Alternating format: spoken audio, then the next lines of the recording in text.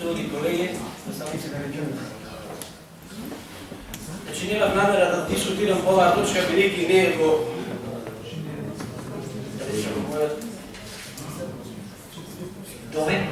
момент на работа. Меѓутоа под подтип на говорот на колегата. Значи, велите дека вие работите во интерес на граѓаните. Ние за кого работиме? Во интерес на селаните. Значи, граѓаните на Битола, ние ова што го зборуваме во интерес на граѓаните.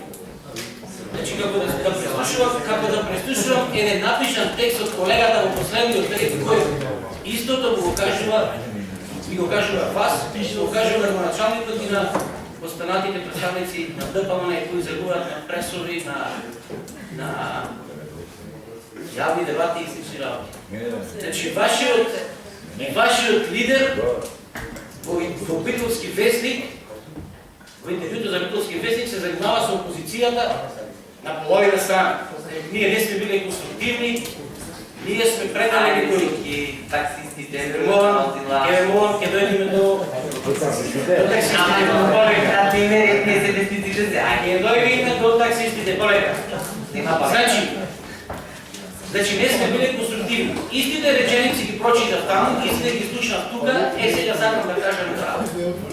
Моите колеги кажаја дека сме навистина во една независна ситуација. Овие сите се граѓани на општина Битола. Значи ние сме во една пат позиција која што ќе мора на некој начин да ја реши. Прашањето, мојот претходник колега пише, што ќе се случи ако една такси компанија ги купи сите возила и ги купи сите лиценци? Што ќе прават овие останатите? Мислите дека дивите таксисти од КЕФ возат? Не бре луѓе, празниот стомак и празниот новчани го прават тоа. Луѓето отвајаат зубар крај со крај, спомена мојата колешна. И сега треба ние да изнајдеме начин како да се однесуваме кон едните, како кон другите. А начинот што го слушнав пред неколку дена беше градоначалникот на општина Битола вели да аплицирале во Жабени. И го решивме проблемот. Ај јас ќе ве прашам вас. Кога утре нема да видите советници, кога градоначалникот нема да види градоначалник, дали ќе аплицира да работи за 10.000 денари во Жабени? И дали овие луѓе, ако одидат во Жабени, ќе ги решат домашните проблеми? Од марка возат. Тоа е едната работа. Втората работа. Линискиот превоз не е организиран. Значи во сабота и во недела на тие возила што неки ни гледат таму протестира заедно со лицензираните таксисти, значи големите возила на автобусите, на одредени линии не се обраќа.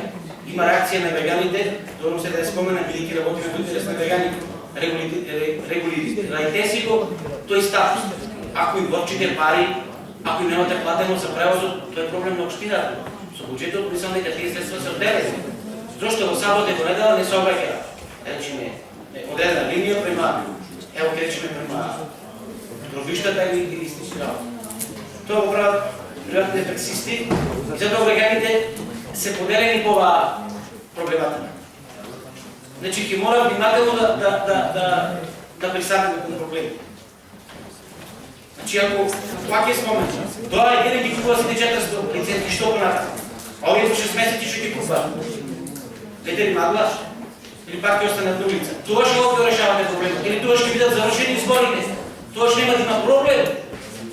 Ако вие успеете повторно да земите власт, проблем ќе гласаја за 4 години, кај сакат да не се следуват, дали ќе бидат тука, дали ќе возат такси или домашните ќе трпат зелење, воопшто не е.